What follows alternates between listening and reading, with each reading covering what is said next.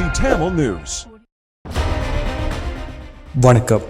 டிபிசியின் தலைப்புச் செய்திகள். ஷேக் ஹசீனாவுக்கு அரசியல் தஞ்சம் வழங்குவது குறித்து இந்திய அரசாங்கம் இன்னமும் தீர்மானம் எதையும் எடுக்கவில்லை. வெளிநாட்டு விஜயங்களுக்காக 7 கோடி ரூபாய் செலவிடப்பட்டிருப்பதாக தெரிவிக்கப்படும் குற்றச்சாட்டை அனுரகுமார திசாநாயக்க நிராகரித்துள்ளார். ஸ்ரீலங்கா பொதுஜன பெரமுனவின் பாராளுமன்ற உறுப்பினர்களையும் மாவட்ட தலைவர்களையும் இன்று நாமல் ராஜபக்ஷ சந்தித்துள்ளார். சஜித் பிரேமதாசவை ஆதரிக்கும் தீர்மானத்தை தமிழ் முற்போக்கு கூட்டணி இன்று உத்தியோகபூர்வமாக அறிவித்தது. காங்கேசன்துறை துறைமுகத்தை அபிவிருத்தி செய்வதற்கு 62 மில்லியன் அமெரிக்க டாலர்களுக்கும் அதிகமான நிதியை வழங்க இந்தியா முன்வந்துள்ளது.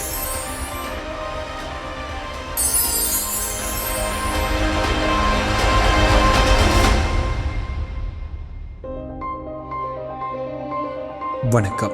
டிபிசியின் மாலை தமிழ் செய்திகளோடு இணைந்திருக்கின்றோம். இனி விரிவான செய்திகளை பார்க்கலாம். ஷேக் ஹசீனாவுக்கு உதவுவதாக மத்திய அரசு உறுதியளித்துள்ளது. அதே நேரம் வங்கதேச இராணுவத்துடனும் தொடர்பில் உள்ளோம். வங்கதேச நிலவரங்களை இந்தியா தொடர்ந்து கண்காணித்து வருகிறது என்று வங்கதேச கலவரம் குறித்து டெல்லியில் நடந்த அனைத்து கட்சி கூட்டத்தில் வெளியுறவுத்துறை அமைச்சர் ஜெய்சங்கர் விளக்கம் அளித்தார்.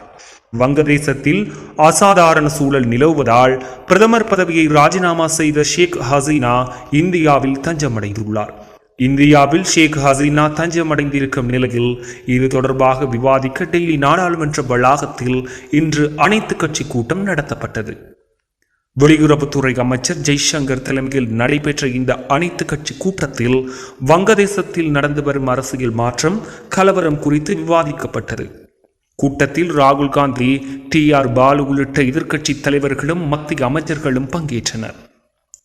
இந்த கூட்டத்தில் வங்கதேச சூழல் குறித்து விளக்கம் அளித்து பேசிய வெளியுறவுத்துறை அமைச்சர் ஜெய்சங்கர் எதிர்க்கட்சிகளின் கேள்விகளுக்கும் பதிலளித்து பேசினார். அதில் ஷேக் ஹசீனாவுக்கு உதவுவதாக மத்திய அரசு உறுதி அளித்துள்ளது. ஹசீனா இந்தியா வந்து இன்னும் 24 மணி நேரம் கூட ஆகவில்லை. அவர் அதிர்ச்சியில் உள்ளார். அவரது எதிர்கால திட்டங்கள் உட்பட பல்வேறு பிரச்சனைகள் குறித்து ஹசீனாவுடனும் பேசும் முன் அவர் குணமடைய அவகாசம் அளிக்க விரும்புகிறோம். அதன்படி எதிர்கால நடவடிக்கையை முடிவு செய்ய ஹசீனாவுக்கு அவகாசம் அளித்துள்ளோம். அதே நேரம் இந்திய வெளியுறவுத்துறை வங்கதேச இராணுவத்துடன் தொடர்பில் உள்ளது. வங்கதேசத்தில் படிக்கும் 10,000 இந்திய மாணவர்களின் பாதுகாப்பை உறுதி செய்ய வங்கதேச இராணுவத்தை இந்தியா வலியுறுத்தியுள்ளது. நாட்டின் அமைதியில் மற்ற நாடுகள் பங்களிப்பு உள்ளதை நாங்கள் மறுக்கவில்லை. ஆனால் வங்கதேசத்தின் நிலைமை மிகவும் மோசமாக உள்ளது. மத்திய அரசு வங்கதேச நிலைமைகளை மிக தீவிரமாக கண்காணித்து வருகிறது. வங்கதேசத்தில் உள்ள சிறுபான்மையினரின் வீடுகள் மற்றும் சொத்துக்கள் முதலானவை போராட்டக்காரர்களால் குறிவைக்கப்பட்டு தாக்கப்படுகிறது. இது குறித்தும் எங்கள் கவலைகளை வெளிப்படுத்தியுள்ளோம் என்று விளக்கம் அளித்தார் ஜெய்சங்கர். முன்னதாக கூட்டத்தில் வங்கதேச கலவரத்தில் வெளிநாடுகளின் சதி உள்ளதா என்று மக்களவை எதிர்க்கட்சி தலைவர் ராகுல் காந்தி கேள்வி எழுப்பினார். கூட்டத்துக்கு பிறகு அனைத்து கட்சிகளும் தேசத்தின் பாதுகாப்புக்கு மத்திய அரசுடன் ஒத்துழைப்பதாக கூறினர்.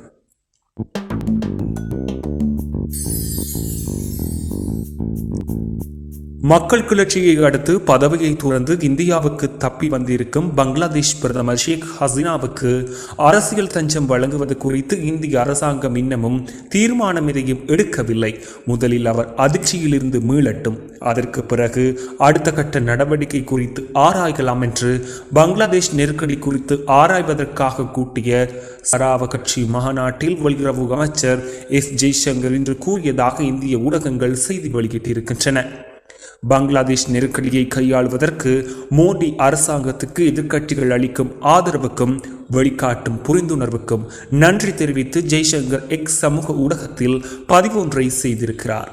பிரதமர் ஷேக் ஹசீனாவை பதவி கவிழ்த்த பங்களாதேஷ் நெருக்கடியில் வெளிநாட்டு தலையீட்டுக்கான சாத்தியம் இருக்கிறதா என்று சர்வகட்சி மகாநாட்டில் எதிர்க்கட்சி தலைவர் ராகுல் காந்தி கேட்ட கேள்விக்கு பதிலளித்த ஜெய்சங்கர், பங்களாதேஷ் நிகழ்வுகளை மத்திய அரசாங்கம் உன்னிப்பாக அவதானித்து வருகிறது.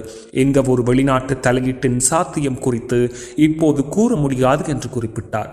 அதேவேளை பங்களாதேஷில் அமைக்கப்படவிருக்கும் இடைக்கால அரசாங்கத்துக்கு பிரதம ஆலோசகராக பணியாற்றுவதற்கு நோபல் சமாதான பரிசை பெற்ற முகமது யூனுஸ் இணங்கி இருப்பதாகவும் தற்போது ஒலிம்பிக் விளையாட்டுப் போட்டிகளில் விருந்தினராக அவர் பாரிஸில் இருப்பதாகவும் சாத்தியமான அளவு விரைவாக நாடு திரும்பவிருப்பதாகவும் செய்திகள் கூறுகின்றன.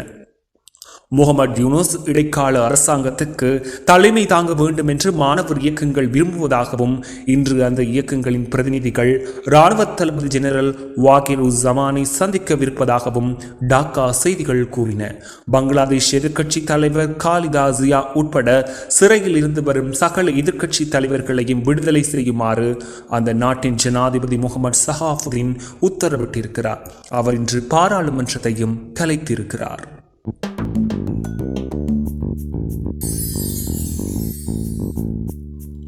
தனது வெளிநாட்டு விஜயங்களுக்காக 7 கோடி ரூபாய் செலவிடப்பட்டிருப்பதாக தெரிவிக்கப்படும் குற்றச்சாட்டை நிராகரித்திருக்கும் தேசிய மக்கள் சக்தியின் தலைவர் அனுரகுமார திசாநாயக்க தனது வெளிநாட்டு பயணங்களுக்காக 33,70,000 ரூபாய் மாத்திரமே செலவிடப்பட்டதாக கூறியிருக்கிறார். டெய்லி மிரர் பத்திரிகைக்கு இன்று விரிவான பேட்டி ஒன்றை அளித்திருக்கும் திசாநாயக்க இந்தியாவுக்கும் சீனாவுக்கும் தான் மேற்கொண்ட விஜயங்களுக்கு அந்த நாடுகளை அனுசரணை வழங்கியதாகவும் தென்கொரியா, Australia, America, Canada, Sweden, England, Japan ஆகிய நாடுகளுக்கு மேற்கொண்ட பயணங்களுக்காக 33,78,500 ரூபாய் மாத்திரமே செலவிடப்பட்டதாகவும் கூறினார். அந்த பயணங்களுக்கான செலவுகளை அந்தந்த நாடுகளில் உள்ள தேசிய மக்கள் சக்தி கிளைகளில் உறுப்பினர்களாக இருக்கும் இலங்கை தொழிலாளர்களை பொறுப்பேற்றதாகவும் திசாநாயக்க கூறினார்.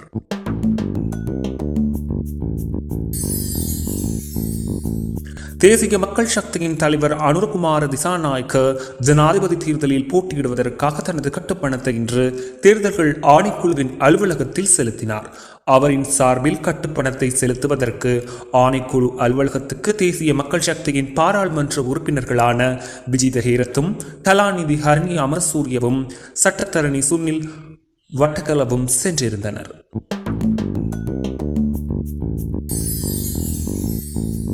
ஸ்ரீலங்கா பொதுஜன பெரமுனவின் பாராளுமன்ற உறுப்பினர்களையும் மாவட்ட தலைவர்களையும் இன்று சந்தித்த தேசிய அமைப்பாளர் நாமல் ராஜபக்ஷ தங்களது கட்சியின் சார்பில் நிறுத்தப்படும் வேட்பாளரின் வெற்றியை உறுதிப்படுத்துவதில் கவனம் செலுத்த வேண்டும் என்றும் பிரதான போட்டியாளராக ஐக்கிய மக்கள் சக்தியின் தலைவர் சஜித் பிரேமதாசவையே இலக்கு வைத்து பிரசாரங்களை முன்னெடுக்க வேண்டும் என்றும் கேட்டுக்கொண்டார். எமது கட்சியை விட்டு சென்றவர்களை விமர்சிக்க வேண்டாம்.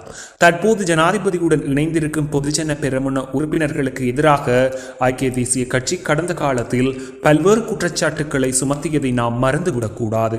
கட்சியின் தீர்மானத்துக்கு எதிராக சென்றவர்களை விமர்சிப்பதில் காலத்தை வீணடிக்க வேண்டாம் என்று நாமல் ராஜபக்ஷ கட்சிக்காரர்களை கேட்டுக்கொண்டார். பிரேமதாசவின் ஐக்கிய மக்கள் சக்தியின் பிரசாரங்களை முறியடிப்பதிலேயே நாம் கவனத்தை செலுத்த வேண்டும் என்றும் அவர் கூறினார்.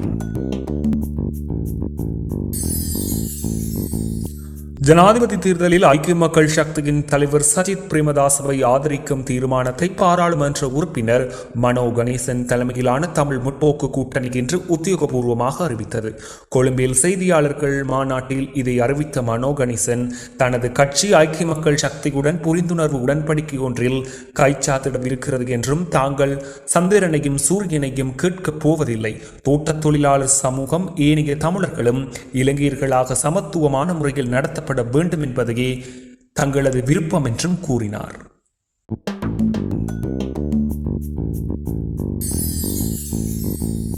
ஜூலை 31க்கும் ஆகஸ்ட் 5க்கும் இடைப்பட்ட நாள்களில் ஜனாதிபதி தேர்தலுடன் தொடர்புடைய சுமார் 100 முறைப்பாடுகள் கிடைக்கப்பெற்றதாக தேர்தல்கள் ஆணைக்குழு இன்று தெரிவித்தது.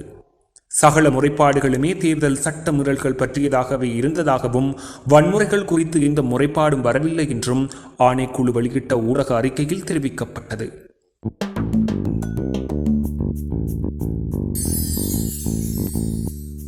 ஸ்ரீலங்கா பொதுஜன பெரமுனவின் தேசிய அமைப்பாளர் நாமல் ராஜபக்ஷ சர்வதேச உறவுகள் தொடர்பான பாராளுமன்ற குழுவின் தலைவர் பதவியிலிருந்து ராஜினாமா செய்திருக்கிறார்.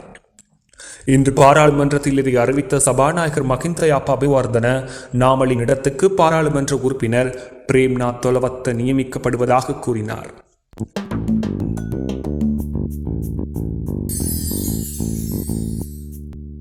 வடக்கில் காங்கேசன்துறை துறைமுகத்தை அபிவிருத்தி செய்வதற்கு 62 மில்லியன் அமெரிக்க டாலர்களுக்கும் அதிகமான நிதியை வழங்க முன்வந்திருக்கும் இந்தியா அந்த துறைமுகத்தை 30 வருடங்களுக்கு நிர்வகிப்பதற்கான உடன்படிக்கையை செய்து கொள்ள விரும்புகிறது.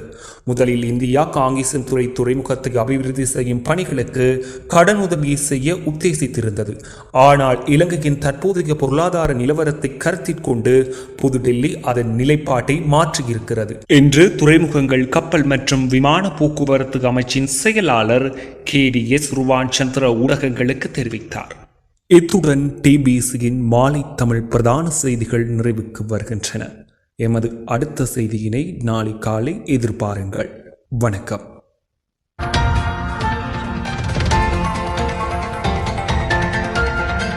TBC Tamil News.